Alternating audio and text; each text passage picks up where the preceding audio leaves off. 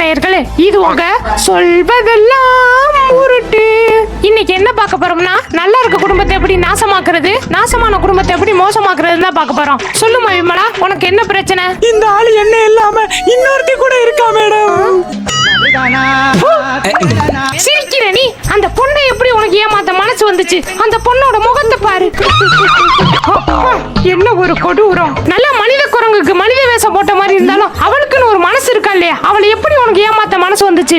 Madam, சைக்கிள்லே போயிட்டு இருந்தவனுக்கு பைக்கை பார்த்தா பைக்ல போலாம் தானே மேடம் தோணும். அடுத்து காரை பார்த்தா அதுலயும் போலான்னு தோணுமா? உங்களை பார்த்ததுக்கு அப்புறம் கார்லயும் போலாம் தோணுது மேடம். மகந்துருவேன். ஏமா போய் நீ இவனை கல்யாணம் பண்ணிருக்க? உனக்கு என்ன அழகு இல்ல, அறிவு இல்லையா, படிப்பு இல்லையா? அவனோட கண்ணாடிய பார்த்து நல்லவே நினைச்சு நம்பிட்டேன் மேடம். இப்ப அந்த பொண்ணுக்கு என்னப்பா பதில் சொல்ல போற நீ? இதுக்கு மேல என்ன மேடம் சொல்றது? இவளை என்னையும் வெட்டி வச்சிருங்க, அவளையும் என்னையும் கட்டி வச்சிருங்க. டீச்சர்ப்பால என்னை பார்த்து என்ன கல்யாண மாலை அடுத்த மனுக்கு கல்யாணம் பண்ணி வைக்க? மேடம் உட்காருங்க. கோச்சுக்காதப்பா, டென்ஷன் ஏத்துறான். அவ ஒரு ஏஞ்சல் கணக்கா இல்லனாலும் ஒரு ஊஞ்சல் கணக்காவது இருக்கால இல்லையாடா? இவ அப்படியே ஐஸ்வர்யா ராய். மேடம், ஊஞ்சலா இருந்தாலும் துரு பிடிச்சா மாத்தி தானே ஆகணும். ஐயே, இவன் இப்படி இருக்கான் கசகசன்னு. இதுக்கு மேல இவன்ட்ட பேசி பிரயோஜனம் கிடையாது. அவ ரெண்டாவது பொண்டாட்டிய கூப்பிடுங்க. இன்னைக்கு நான் அவளை கேட்கிற கேள்வியில அவ குடும்பமே நாக்க புனிங்கிட்டு சாவணும்.